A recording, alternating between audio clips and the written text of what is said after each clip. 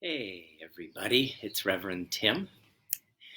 As I said yesterday, I grew up Roman Catholic, and Good Friday was always a very spiritually rich and infused day. And then comes along Holy Saturday, and it's kind of just like a in between kind of place. I remember always at noon we could break our Lenten fast, which meant we would just binge on candy and get a huge sugar high, which was just a preamble of what was going to happen on Easter morning once we got to all those chocolate Easter bunnies. But there was just sort of an emptiness to this day. The passion, the struggle, the death, the burial was over, and we were waiting for the miracle that of the story of Easter morning. And so there we sat, and in a sense waited. I was thinking about that a lot today, and it reminded me of a Mary Oliver poem because today is Saturday, so it means there's always Mary Oliver. And this poem is called The Buddha's Last Instruction. And it takes place, or the events that Mary Oliver writes about takes place on the day that the Buddha died. The Buddha's last instruction. Make of yourself a light, said the Buddha before he died.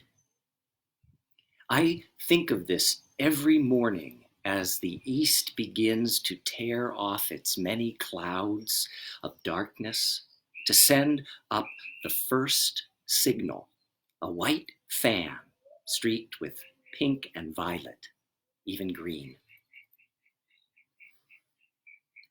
An old man, he lay down between two trees, and he might have said anything, knowing it was his final hour. The light burns upward. It thickens and settles over the fields. Around him, the villagers gathered and stretched forward to listen.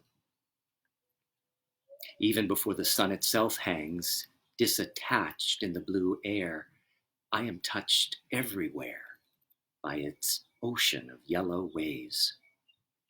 No doubt he thought of everything that had happened in his difficult life. And then I feel the sun itself as it blazes over the hills like a million flowers on fire. Clearly, I'm not needed, yet I feel myself turning into something of inexplicable value. Slowly, beneath the branches, he raised his head. He looked into the faces of that frightened crowd.